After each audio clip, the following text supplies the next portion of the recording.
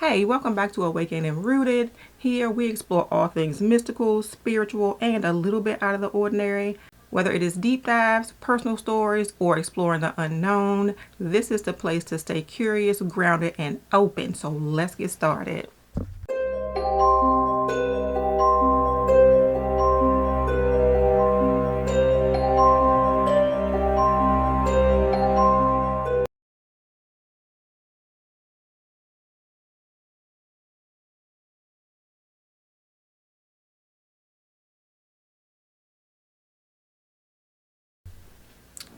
All right, today we are going to be doing some spiritual spooky TikToks. So let's go. Things that happen in the nighttime that are definitely paranormal, especially since we're in the month of October and the veil is thinning.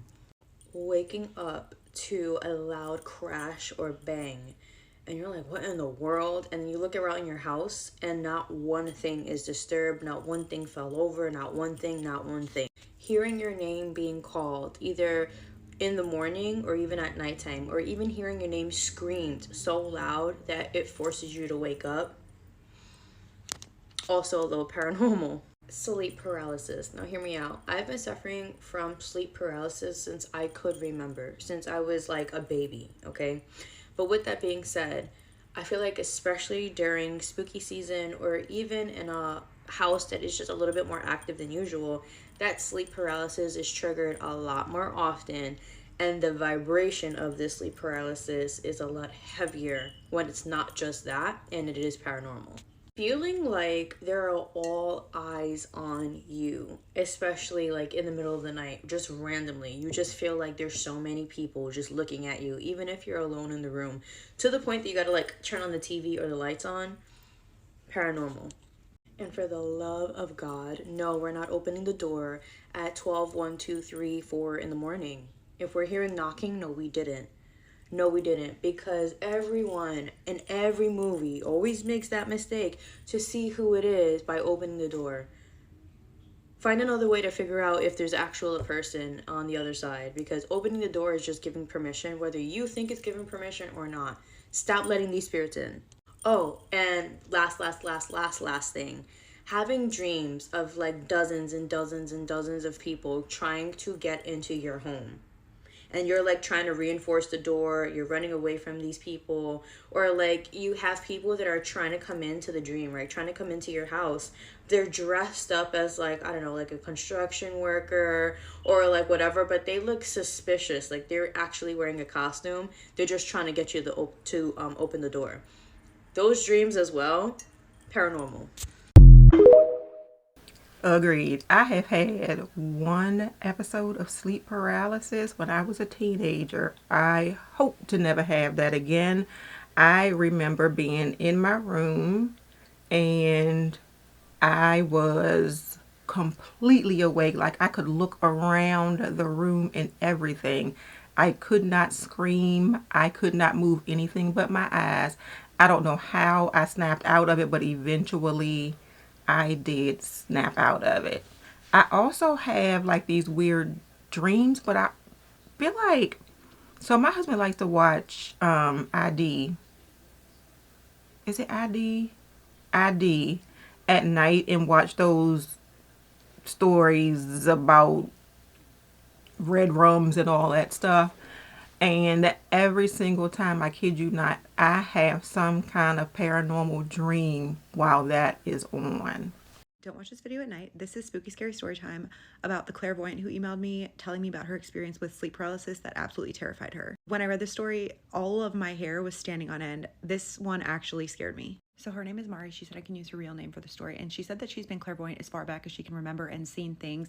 She says things because they're always different. They're demons, ghosts, spirits, entities, but it varies. She said because she's been seeing things for so long, she's really desensitized to it and not much scares her. It's usually just listless ghosts going about their business, leaving her alone. On the day she experiences, she's over at her ex's house. We're calling him Fernando for this story.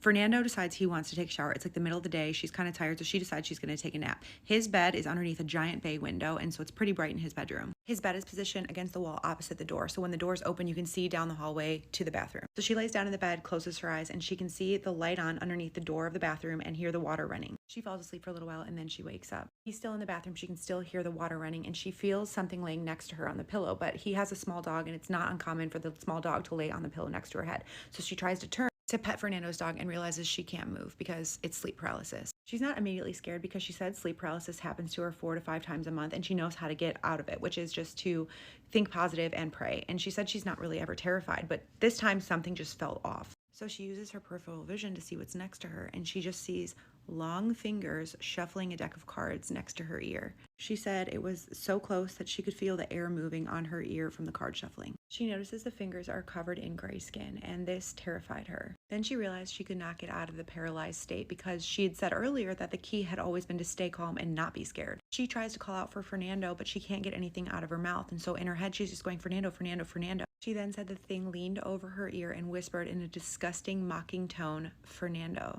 Then it laughed a small, inhuman chuckle. When it laughed, she woke up. She shot up in the bed and looked around. She said the thing had left because it didn't want her to see it in its complete form. She said this happened back in 2017, so I emailed her back and I was like, have you seen this entity again? Like, what do you think it was?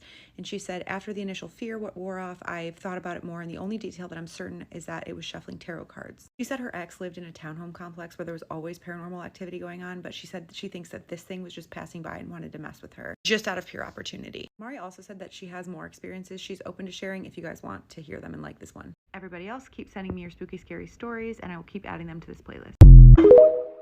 I will say the one good thing during my episode of having that sleep paralysis, I did not see anything. I would have completely freaked out. I didn't see or feel anything, I want to say. It was already bad enough and I was freaked out because I couldn't move and I could only look around. If I had seen anything, whew, Lord. Did you know that irrational fears can actually stem from a past life experience? Hello, I am Alex. I'm a full-time psychic medium and paranormal investigator as well as demonologist. But going into today talking about why are we having irrational fears and how can they be connected to our past life? There have been times where I've done past life readings for clients where they had a fear of drowning, and it turns out that they had actually been drowned during the witch trials in a past life. Another really creepy but cool example. When my mom was young, she also went to a psychic. Yeah, Mom, I'm telling your story. Now, during this reading, the medium had told my mom, you know, you really went down a flight of stairs. You've got a terrible fear of heights, don't you? Because I see you falling down a flight of stairs and dying from that. My mom indeed has a terrible fear of heights, and she has fallen down the stairs and really hurt herself before. I mean, y'all, I've never seen anybody have the fear of heights in the way that my mom does. She really, I mean, yeah. Let me know your irrational fears down in the comments. Toodle. So I have heard about this before, like people who have a fear of water now, drowned in a past life, or like she said, the fear of heights, something happened in a past life. Let me know if you are, like she said, have any irrational fears and if you think it might be connected to something that happened to you in a past life. I vividly remember when I was a kid and my mom woke me up one night and she was like jumping out of her sleep, like crying, screaming or whatever, and me and my brothers was mad scared because we didn't understand what was going on. So she called my aunt and she's on the phone screaming and she's saying that somebody passed away, right? Mind you, we were all napping together, me, her, my brothers, we were all asleep. My mom jumped out of her sleep screaming and crying, saying somebody passed away. First person she called was my aunt. She's on the phone. My aunt, all I could hear her saying is like, he died, he's not here no more, he died. So my aunt is like on speaker and my aunt is like, who, Linda, what are you talking about? So my mom is like, he died, I'm telling you, he swallowed his tongue, he died. So my aunt ends up coming downtown and we all get dressed and we get in a cab and we go to my cousin's house, which is the person that she was talking about. So basically we pulling up to like where my cousin is at, the one that my mom had the dream about, and we can't even get like in the block because the whole thing is yellow taped off. It's cops out there, it's ambulance out there, everything. Y'all, I promise y'all, we gets out the cab on the corner and then we goes under yellow tape. My mom is like basically trying to tell them like, oh, y'all live in this building, I live in this building, so they let her go. They let all of us go. Y'all, while we get upstairs, and all the ambulance and stuff is coming out of my cousin's house. So my cousin mom was in the kitchen or whatever, my mom, and she was crying, and my mom was like, what's wrong? Like, you know, I like vividly remember this shit. My mom was asking her what's wrong, and she looked directly at my mom and she said, such and such died. And my mom was like, oh my God, you serious? And she was like, yes. And my mom was like, how? What happened? And she was like, he swallowed his tongue. He had a seizure and he swallowed his tongue. To this day, I can't wrap my head around that shit. How my mom had a dream about that shit. And then we go over there and he had really died from swallowing his tongue from having a seizure.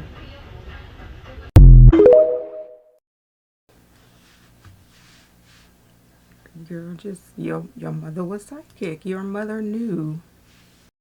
Did you know that in Haiti, there's a love spell tree that you can tie someone to located in the cemetery? I am back with another spooky story. Pictures will be included. This one was sent to me by one of my OGs. She will be tagged. We're gonna call her Renee, because that's her name. I have another story time I want to share with you. It's something that happened in the cemetery in Haiti. I have many pictures also to send to you because I was able to get some pictures. It's a story of my friend and I. We had some researches to do in the Grand Cimetière de Port-au-Prince, which is the Grand Cemetery of Port-au-Prince. Renee said, just so you know, when you have to do something in the cemetery, there are rules. And if you need someone to guide you because you don't know what you're doing, you need to pay. But her golden rule was not to give them her money, but to buy cigarettes and liquor. So as a form of payment, she bought cigarettes and alcohol instead. So this happened a few years ago. This happened November 2nd, 2018. As a part of her anthropology studies, Renee had to conduct research on voodoo in Haiti. This led her to visit a cemetery to observe and experience some of the rituals happening there firsthand. Side note, this was just for knowledge. That day, she went with her friend. Usually, they go in groups of 4 people when they're doing something voodoo related. But this time, it was just Renee and her friend, as everybody else was busy doing what they had to do. So her and her friend decided, okay, let's just go together. When you're doing research on voodoo on your own, you often need a guide, aka a malfecte. And you need this person to explain to you the different spirits, the laws, the rules, and how they work. And on that day, they were guided by one of the malfectes who are present in the cemetery 7 days of the week. They had to go to Baron, and if you don't know him, that is a law in Haitian culture. They also visited all the necessary places in the cemetery. When finally they approached this eerie looking tree, they stopped to look at the tree. They were informed that it is a tree used for love spells, where people would attach items like pictures or small crafts to influence someone's love life or decision. They can also make their partner spend all their earnings on them. It's a pretty cool tree. While the two are there looking at the tree with the guide notices something. As he's looking at the tree, he recognizes a picture, and it was a picture of someone that he knew. So in his emotional state, he impulsively just pulls the picture off of the tree, and instantly a terrible, overwhelming smell filled the air. It wasn't like rotten food, but something terrible. It was suffocating and almost unbearable. Renee says, but that's not the right way to do things. He didn't even go to Baron. He didn't even offer something to the crossroad. He didn't ask for passage. So there are consequences to his actions. After that, the guide started to feel dizzy and started to get really itchy. He was so itchy, as if you would have thought that he got caught in poison ivy or something. He couldn't speak clearly anymore. His language became slurred and childlike, as though he had mentally regressed. Renee and her friend were terrified, but they still need to complete this research. So they tried to insist on going somewhere else. So as they're exiting that area, they pass this place where they're doing ceremonial stuff, and the guy tries to get some powder to help with the itching. It didn't help. As a matter of fact, it made things worse. He then collapsed on the floor and just starts shaking uncontrollably, unable to regain his composure. He was literally quaking on the ground, unable to control his movements. It was terrifying to witness. At this point, the two ladies just wanted to finish and leave, but they had to wait. If you're Haitian, you know better not to start using someone's services just to move on to someone else. So they had to see this through, my boy. You can't just ditch him and go to somebody else. It don't work like that. So this seasoned guy was literally their only option, and also they were on a time crunch, as this research can only be done between November 1st and November 2nd. And guess what? It was November 2nd. So they had to wait for whatever he was going through the past. So later, the guide seems composed and they continue with the tour. They move to a different area where there was a réchaud trois pieds. I'm not sure what that is. I'll add pictures if I could find that. But there, the guide told them that there was a spirit that wanted to offer them a gift. The guide looks at Renee and says nothing. He was blank, as if he was a ghost. Then he turned to her friend and said, Erzeli Doctor has something for you. If you're unfamiliar, Erzeli Doctor is a loi/spirit in Haitian culture. He said, Erzeli wants to gift you something, and you must receive it. You have to open your arms just like that, and I'm going to do this and that, and then you're going to accept the gift. Her friend refused immediately, feeling very uneasy and aware of the danger. The guide just kept pressing the issue. He kept insisting, take the gift. But the ladies kept saying, no sir, we're not here for that. From when that guide touched that picture, whatever had gotten onto his spirit, he was actually trying to transfer whatever that was onto her friend. However, the friend resisted. So had the friend actually opened her arms to accept the said gift, it would have been the friend instead of the guy. Although the friend resisted the gift, the friend became visibly unwell, unable to handle the intense energy around her. They had to run to leave the cemetery and basically do their little ritual/cleansing while they're leaving the cemetery. You're never supposed to just walk out, right? Spirits can follow you home. Ever since the guy removed the picture from the tree in the cemetery, she said that anyone there can feel the energy switch. So anyway, they leave the cemetery, and before they enter their home, they undressed outside, they entered naked, they went to the bathroom and cleansed themselves in the shower. Her friend, however, was still not okay for the rest of the afternoon, but eventually she recovered. Thank you, Yole Rene, for submitting that story. That one was definitely a fascinating one. Make sure you follow me on Instagram. I'm trying to get my account to 10K just so that I know that it's real. Duh. Subscribe to my YouTube channel for longer, better, spookier stories. As I always say in all my videos, I love you, my abducted humans, from your favorite Haitian homegirl.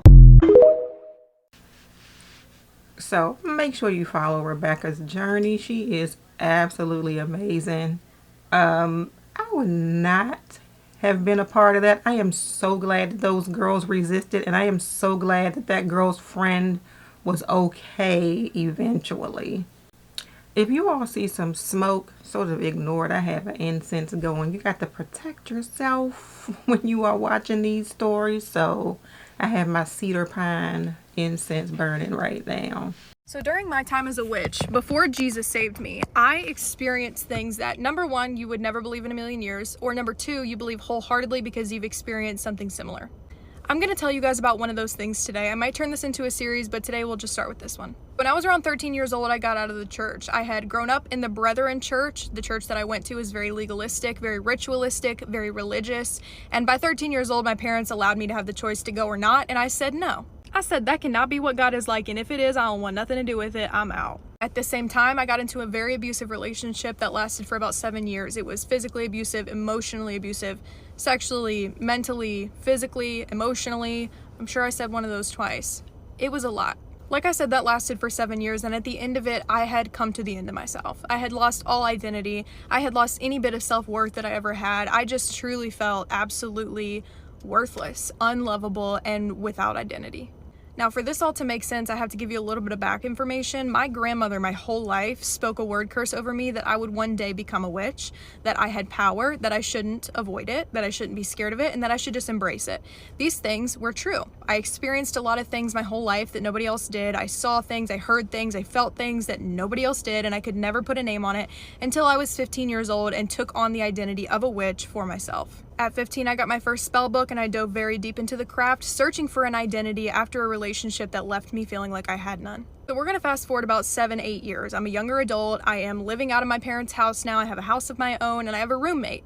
My roommate at the time was an amazing Christian woman. She still is. I still love her so much. That was her little shout out. But I was so far from Jesus. I was so far from God. And so when we were living in this house, I was experiencing the deepest, darkest demonic torment that you could physically imagine. I mean, I could truly only fathom these things in the depths of hell, and I was living in it every day. I was seeing things and hearing things. I was feeling like I was going insane. I would be looking around like this every once in a while. My friends would be like, what are you looking at? And I'm like, you didn't see that? I was being led by spirit guides at the time that were telling me to do awful things and that started to be really mean and hateful, and they weren't like that when I started to channel them, and so I started to question. I would be woken up every single night by demonic torment, either one of two things. Number one, sleep paralysis, or number two, a panic attack. And this happened every single night for a year and a half at 3 a.m. I'm sure I'm not the first person that you've heard say that. And there is a reason for that. 3 a.m. mocks the Trinity, the Father, Son, and the Holy Spirit. And so there was one night that I woke up, 3 a.m. Not unusual for me. Like I said, this happens every night, and I was having a panic attack. And I was so used to it at this point that I was just kind of sitting there. I learned to just sit in it, and there was nothing I could do but just sit in it and work through it. And my phone rang, and I was like, what the heck is going on? My roommate's calling me. Now, like I said, it's typical for me to be awake, but for her to be awake is very unusual. So I answer the phone and I'm like, what are you doing awake? And she said, you need to come in here right now. I'm like, are you good? Are we good? What's going on? Why are you awake? Why do you need me to come into your room? She said, I need you to come in here right now. There is somebody in my room. And so I'm like, there's somebody in your room, in my house. You're calling me on the phone. What is going on? Like, I was so confused. I'm like, this just doesn't make sense. You're calling me. There's somebody standing in your room. What is going on? So I'm like sprinting to her room, like having a panic attack already. I'm panicked. I am like full of anxiety. I'm full of fear. I am literally drenched in demonic spirits, and I'm running to her room. As soon as I open the door, I remember seeing her face, and I will never be able to unsee it. I will never forget what it looked like. I had never seen her face that pale. I had never seen her look so terrified in her life, and I had never seen somebody look at me as if I were not standing there and they were just looking right through me. As soon as I walked in the door and she saw me, her head went like this. She told me that the man that was standing in her room, the demon that was standing in her room, fled when I walked in the room. When I cracked the door open and she saw me, she saw the demon go from one part of her room out the window on the other side of the room. I asked God why this was later on in my walk, and the thing that he told me shook me to my core. I said, God, why did that happen?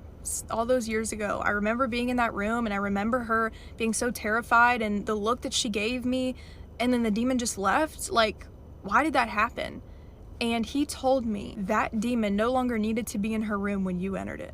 And if that doesn't show you what kind of demonic spirits were attached to me, what kind of spiritual authority the demonic spirits that were on me had, that demonic spirit that was in her room didn't need to be there if I was there. I remember staying up with her that night for a little bit and just like sitting in her room with her and being like, nothing's here, like I didn't see anything, you're safe, we're okay. And meanwhile, she knew that I was bringing all kinds of stuff into our home. I mean, my home, in the middle of our living room, I had a case, like a chest drawer full of crystals and tarot cards and spell books and Ouija material and witchcraft paraphernalia just like displayed in our living room. She knew as a Christian that I was bringing things into that home. She just didn't know how to handle all of the demonic forces that were surrounding us because of the things that I was doing. And honestly, neither did I. It was literally the next day that she called my friend Alexa, who was her friend at the time as well, and now my best friend, the woman who led me to the Lord, and she told her about what happened. So that day, Alexa drove 30 minutes to our house. Donna and Alexa had anointing oil, they had their Bibles, and they were ready to war. Now, keep in mind, I ain't never seen nothing like this in my life, okay? Through the whole entire time I was at church, the whole time I had been a witch at that point, 7-8 years, I ain't never seen nothing like this in my life. These women rain down on hell. They plead the blood over every inch of that house. They anoint every inch of that house. They read scripture, Psalm 91, over every inch of that house. They casted and commanded every single demon that was holding space in that house to go in the name of Jesus. They opened doors, opened windows, and with every single breath they took, the demon in that house was taking its last. At least its last breath in that house. This was a pivotal point in my life because I saw how the name of Jesus made demons flee. I saw how demons were scared of the name of Jesus, and I saw how they obeyed. I saw how they surrendered to his authority. And after seeing that, I wanted to know the man that was behind that name. Little did I know that man was going to change my life. But not yet. Because I hadn't learned yet. It wasn't a few days later, girlfriend, that I was sitting on my couch meditating and had a demonic encounter. Should I make a part 2? Let me know. Yes, you should. I don't know if she did because I don't have it. That was so good. Better. No, but we could just play like red door, yellow door, or something. I don't. What? The f is that? You said kids were down here?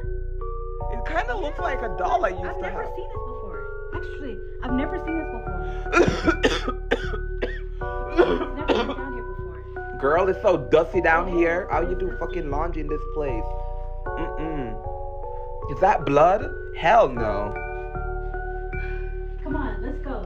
Huh? Let's go. Let's Can do we just whatever play a game game? outside. We can do it outside. I want to play it down here. I'm not leaving. I'm doing it down here. Yep, right here. This is perfect. We're First it's dusty and you acting all scared. Now whatever game it is, you want to play it down there in that place. You are crazy. The scariest part of awakening is that you can no longer be the old you. You can no longer unsee what you have seen. And many times what happens is things have to change. People in your relationships have to change. Your career and your work life has to change.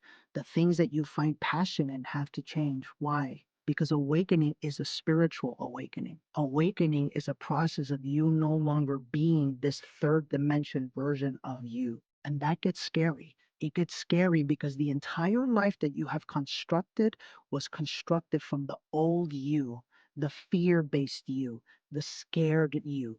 I'm here to encourage you if you're going through this right now and let you know that you have the courage within you to overcome any of the obstacles and challenges that you're facing when it comes to your awakening journey. And the more and more that you heal, the more and more that you release, and the more and more that you heal, and the more and more that you release the control of the mind and the ego, the more and more that you allow yourself to tap into your heart, your intuition, your true power. And what I can promise you is this: life gets 100 times more abundant, 100 times easier, and 100 times more in flow when you have awakened. Once you face that fear, once you let go of what no longer serves you, and once you step into the new you and your new life.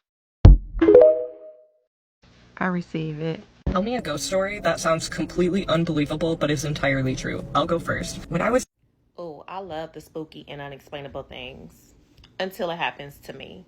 And trust me, I've had my fair share of paranormal experiences throughout my life. But this particular situation took place a few months ago. So on this day, I was in my bathroom doing my skincare. And whatever product I was using had a cap to it. So, I'm using the product. I put the cap on the counter. When I was done with the product, I went to go put the cap back on, but the cap was missing.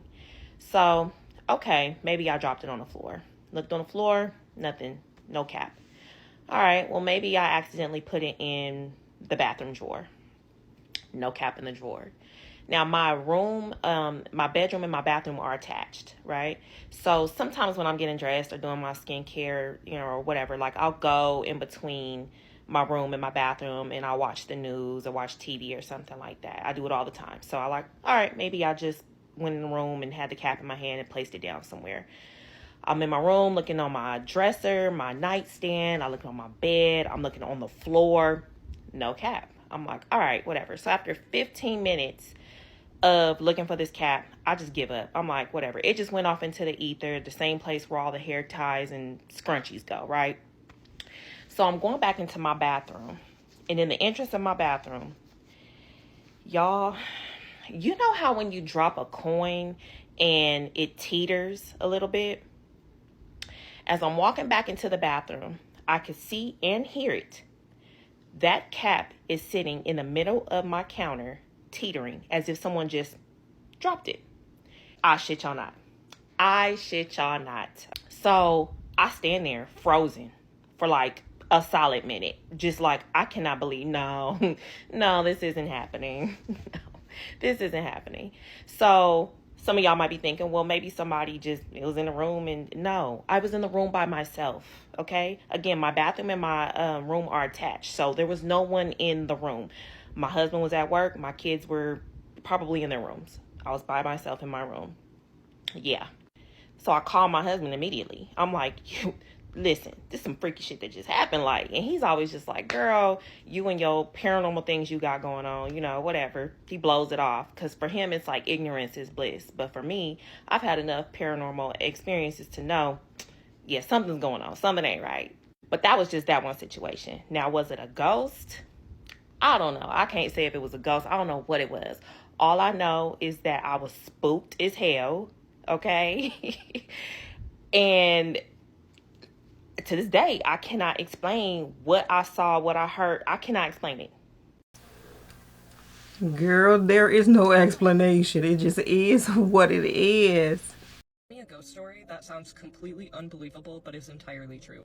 So I'm Haitian and I have a lot of stories about paranormal activity, but this one in particular really got me. Back in 2019, I did a road trip, and one of the stops on my road trip was New Orleans.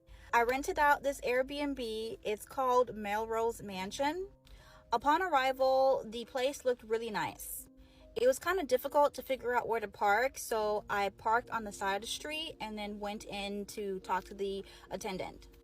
As soon as I walk in, I noticed that the attendant that was there had a black eye.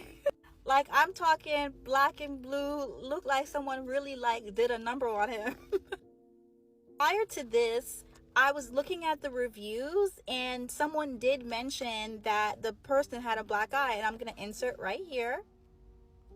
So he checks me in and goes and shows me around the mansion. The place is really nice. Like, the ambiance and just the infrastructure of the place was really, really nice.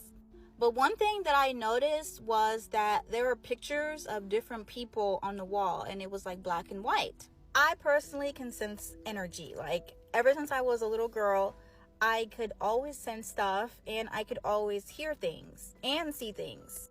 So as we're walking around, like, I can feel when the energy is shifting. And I'm just like, I start to ask him, is this place haunted?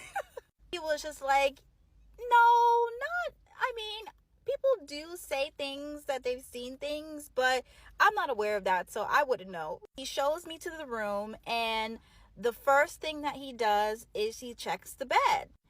Unbeknownst to me, the bed has termites, so he's just like, okay, well, you can't stay here, so I'm going to upgrade you to another room. The room that I was upgraded to was a lot more spacious, and it came with a hot tub. Walking around the room, and I'm noticing that the rooms also have pictures of people, and they're black and white. At this time, it's summertime in New Orleans, so it's really hot, and I decide to go in the bathtub. As I'm in the bathtub, I can feel the water start pulling me down. Like, the water is forcing me to go underwater. So that freaked me out, and I decided to stop and then just take a shower instead. Day turned into night. I ordered some dinner, and I think I got DoorDash. So I eat my food, everything is good, everything is fine, and I start to go to sleep. Girl, let me tell you, I woke up to the bag that I ordered dinner from moving, rustling, tussling. And I'm like, what the world? So as I'm getting clarity in my eyes, I look up, the reflection on the TV, there's a black figure hovering over me. I'm scared of you. Oh no, I'm scared of you. At this point, I'm like, hell no. Come on, wait till the no. Come on. So I'm freaking out. I don't want to sleep in here anymore. The energy is just too much for me. Like, I'm starting to see things. I'm starting to hear things. Like, I needs to go. I was really thinking of sleeping in my car, but I was only staying for one night, and I was just like, okay, let me just stay here for that night and be gone tomorrow. I did my little prayer. Blood of Jesus. And the rest of the night was smooth sailing. Nothing happened. The next morning, I hurry up, get my stuff, check out, but the attendant is different. It was a different person there. It's like not finding my reservation. He didn't even know I was in the room. He was just so surprised that someone was staying there and was just like, I'll just check you out and have a good day. I'm thinking to myself, like, how you not know I was there the whole time? Anyways, that's all that I have. But if you want any more ghost stories, I have a lot to tell. She said, that's all that I have. Is that not enough? Girl. Since you ain't sleep yet, let me tell you 3 experiences I usually have through the time of 2 a.m. to 4 a.m. as a high vibrational, spiritually aware being. Number 1, entities bothering me in the 3D dimension or real world. Because I'm very clairvoyant and clairtenant, I can hear, feel, and see these spirits in our dimension at certain times. Just the other night, a spirit or entity came and blew in my eye, and a couple days later, I had an eye infection. Now, because of this, I learned how to rapidly heal my eye with just using herbs and fruit just to heal it in a couple days short, and now I can spread that information to help other people. Y'all see how that work out like that? Number 2, dimensional dream traveling. When I go to sleep, I can travel through different astral dimensions. For example, the last dimension I traveled to was a cube dimension. It had a bunch of cube people and a bunch of cube family, but I got kicked out because I didn't follow the rules and I didn't become a cube like the rest of the people. And so they noticed I was a human being playing in their dimension, and they kicked me out, and I woke up. Dream caches or dream traps. So sometimes entities will catch me off guard and they'll put me in these dream worlds or dream traps that look like the real world. That I feel like awake. I have everything around me looking like something I'm used to, like my room or kitchen. And the whole time is a trap to try to get emotional energy out of me.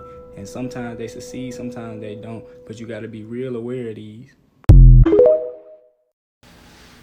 Okay, sir, that was interesting. So it's 3-something in the morning, August 25th, and I wake up because I hear my dad's voice clear as day. And he's telling me, son, I need you to wake up, I need you to listen to me, and I need you to do exactly what I say because I don't have long, and God is only allowing me a short amount of time to tell you what I need to tell you. Proceeds to tell me that I need to go and find that check that was written in Tammy's name, and I need to look her name up on Google as well as look up the address. So I check Google and I research her name, and first thing that pops up is an obituary. So I'm reading through the obituary, and sure enough, it's Tammy's name. I'm thinking, okay, maybe this ain't the same Tammy. Maybe this is a totally different Tammy who's getting mail right here and who has an obituary. Because surely we're not living in a deceased person's house. But on the contrary, I proceed to read through the obituary, and it sure enough says that her address was the same address that we were living at. Oh, but wait, there's more. Not only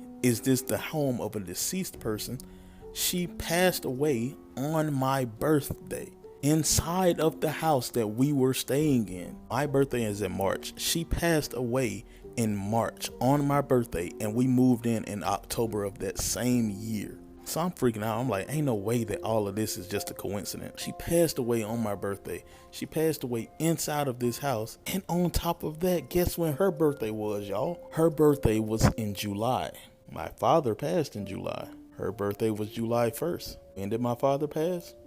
July 1st. Coincidence? I think not. But it don't stop there. So I'm already just like sitting up straight up in the bed, and I'm just like wide-eyed. I can't even think. Then I remember my dad's voice said, you also need to look up the address. So when I looked up the address, 2 more obituaries pop up. One of them was the obituary of Tammy's sister, and the other one is a friend of theirs. And the reason why the address was on these obituaries is because Tammy chose to have their wake inside of the house. Now I'm like, okay, there's the possibility that there are 3 spirits in this house, and maybe that's explaining like why I'm having all of these creepy experiences. I'm just blown at this point, and I just close my eyes and I try my best to fall asleep. But it's kind of hard to try to fall asleep when you find out that there were 3 deceased bodies in your house at one point. Y'all hang in there for the last part of this messed up situation. Ain't no way I would be trying to fall asleep in a house where I found out there was 3 deceased bodies and they had wakes at my damn house. No way.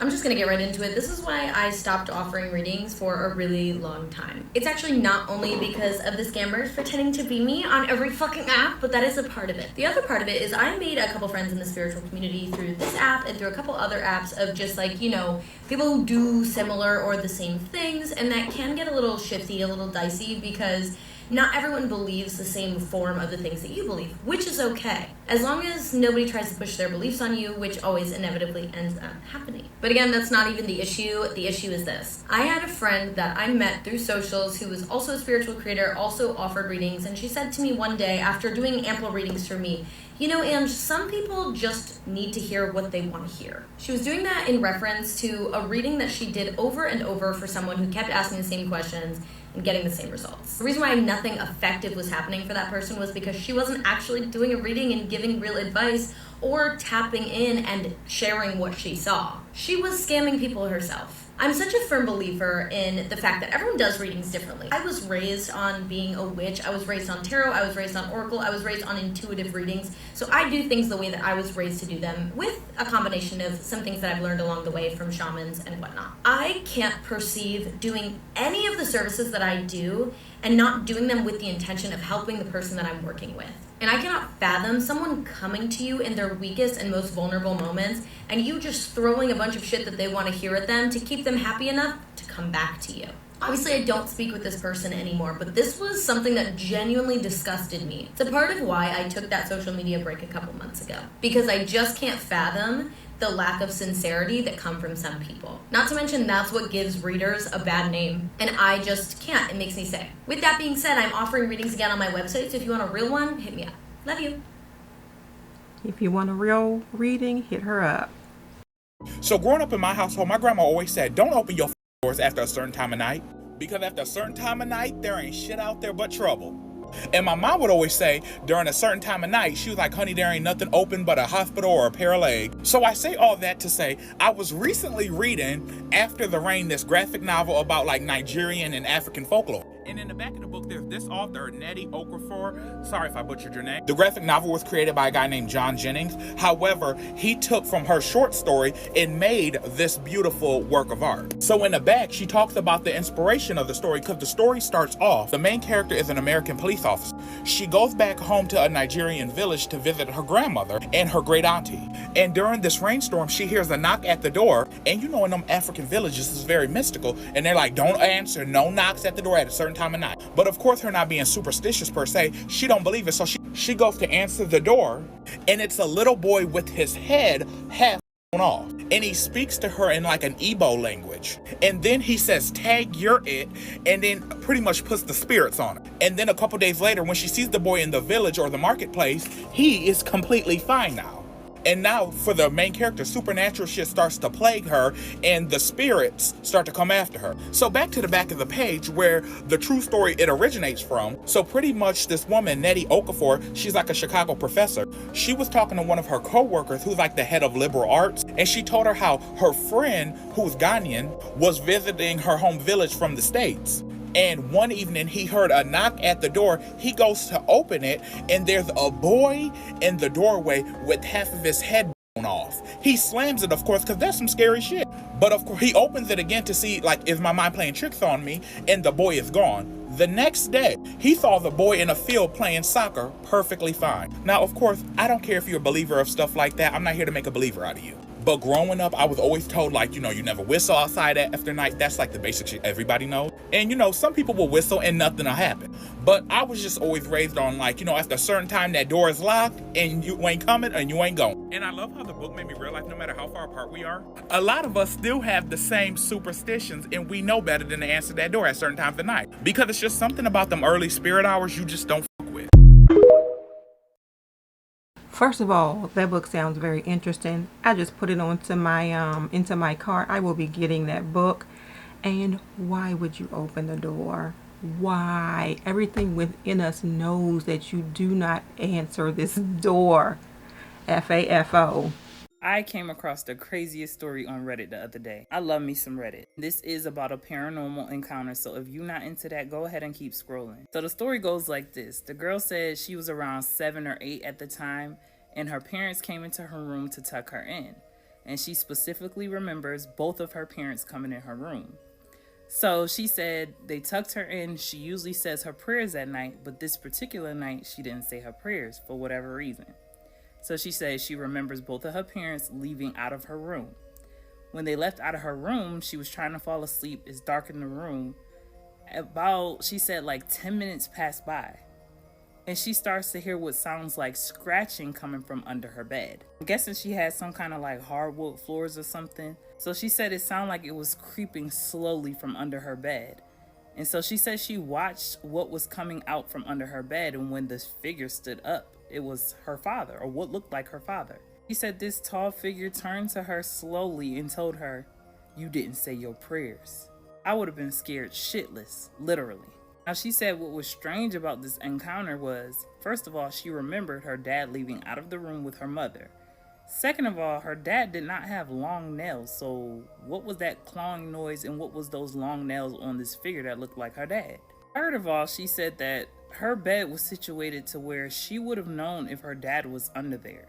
She said plus he was kind of a little too big to be up under there in the first place. After this figure turns to her, he just proceeds to walk out of her room and had the nerve to close the door behind him. Now, she said she got up, I don't know if it was the same day or what, but she asked her dad about this encounter and he's denied it. So she said years passed by, she asked him again, he denied it again. And she said what was strange about it was her dad was a true prankster. So he would have took credit for the prank if he actually did it. Looking at the comments, a lot of people said this happens more often than they'd like to admit. Now, my question is, what do y'all think it was? Because in my mind, I'm thinking it was like a mimicking spirit. Spirits mess with children the most because they know they're vulnerable. Not only that, I've said it time and time again, they feed off of fear. I've heard plenty of stories where people report they see loved ones that's not really there or they hear voices calling them. So many different damn stories, but I want to know, has something like this ever happened to y'all? I know I've been seeing spirits my whole life, but I've never encountered no shit like this. You believe that she was seeing whatever feelings she was projecting at the time? So many ways we could spin this shit, but I just want to know what y'all think. Peace, love, and light, and gratitude for watching. Story time. For those of you who listen to my podcast, you're aware of all like the inner child trauma shit that I've been working through. I don't know if I mentioned this, but that also coincided with the discovery of water living in the walls of my home. This photo's kind of gross, but you see that? That was water living in my wall. Bunch of places in my home. Today, full moon eclipse in Scorpio, which already had me freaked out because of things I read in my chart, whatever. I went to my car and I saw water all over my car, which was like wild because one, it was not raining, and two, I park in a garage, and three, I park in like the basement of the garage. And so I looked up, I see this, I'm like, what is that? It's water seeping through but look closely, it's only over my car, nothing there. No other car was wet. And I had understood the metaphor for what, look bro, I'm just tired. Ashe, amen, thank you for the vision, but come on. I don't know what that means. I don't know what it means to be stalked by water. But in my apartment, I'm gonna need to call maintenance to come and fix this. Just a warning, this might creep you out. But I've been having this reoccurring dream, and maybe TikTok people can make sense of this. A few years ago, I had this dream that I was at self-checkout at a grocery store. I see someone watching me off the corner of my eye. So I look over, and what I see is a demonic entity. And it looked just like this, smile and all. Except the eyes were glowing white. And when we looked at each other, we made eye contact, and his eyes just got really, really bright. And eventually I couldn't see because his eyes became so bright that it was blinding. And I remember waking up and being really creeped out. Even though it wasn't necessarily a nightmare, it still felt very real, like I was looking at a real spirit. Fast forward to a couple nights ago, I'm laying down in my bed and I start having this dream. I look down at the edge of my bed and I see a woman walking through the walls. So imagine she comes in through one wall of the room and she's about to pass through the next wall. Just as she goes through the next wall, she and I make eye contact. She walks through the wall and then she comes back and then she sits there and just smiles at me. And the smile was a pretty woman, but she looked just like this in spirit. And then I woke up and I had a flashback to that previous dream where I saw that shadow person. So now I wonder how these two things are connected. How are they connected? How are they connected? What does that mean? Listen, I have a lot of stories for you guys about working at the gas station, but let me tell you this one. This is about all that soul selling stuff. Okay, so do I believe in people selling their souls? Yeah. I'm gonna tell you why though. I had a customer, I worked night shift for 2.5 years at a gas station before I went to day shift, and I worked there for over 8 years. So, working at the corner gas station, you get familiar with your customers, you get familiar with the neighborhood, you get familiar, and they get familiar with you. So I just had my, you know, customers that would just come up, chat it up, blah, blah, blah. There was this one customer this one time that he was a good guy. We would just chat it up, whatever, when he came in every now and then. Regular customer. He went missing one time. I didn't see him for like a couple of months. One day he came back in the store and he was like, hey. And I was like, hey, where you been? He started telling me about all this stuff that he got into with his girlfriend, and she got him arrested, and they, you know, he had to go to the courts and all this stuff for all this fights between them, and now, you know, he's staying away from her, and you know, all this stuff had happened. I'm like, okay, so he seems like a little bit different from before, like a little bit racy and on edge. Or I don't mind it though, you know, after going through some things like that, you wouldn't be the same. A couple weeks go by, and then he starts missing again. After he comes back again, he's like, haven't seen you in a while again. And then I'm like, yeah, where you been? What happened? Everything okay? Because of what happened last time? He's like, well, you know, I was over at he says this mental institute that everybody knows about that's in the city. He's like, yeah, you know, I ended up going there because I got into it again with my girlfriend, and I think he said he threatened her or something like that, so they put him into psychiatric or whatever. Anyways, the point is that, so over the course of like 2-3 years, he started to change, right? He started from a regular person to like a schizophrenic, you know? So after all of that, after he goes into the mental institute and he's telling me about it, he's like, you know, I found God, and like for the next couple of days he's coming in and he's talking to me about the Bible and about, you know, good person and the messages he's getting and all this stuff. Then I'm working my night shift one night and he comes in talking to me about how he was just hanging with some friends and stuff and he doesn't know what he's going to do with his life. He said he got a book and he tried to summon the devil. Bitch, what?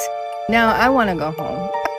When he started talking, I was cleaning counters, I was walking around the store because, you know, you gotta work while you're handling customers. So in my head, I'm like, bitch, what the fuck? You better get away from me. So he proceeds to pull out his phone and he said, I just did a ritual, I'm gonna show you. And he pulls out his phone and he's got a video of the book that he did a spell from. He opens it and it's that triangle thing in there with the monster.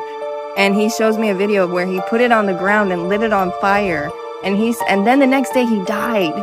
He died the next day after doing. Oh my God. That's why you don't mess around. All right, you all. So we have come to the end of this video. These were amazing to me. I had so much fun watching these videos today, and I hope you all had fun watching them with me. Thank you all so much for watching.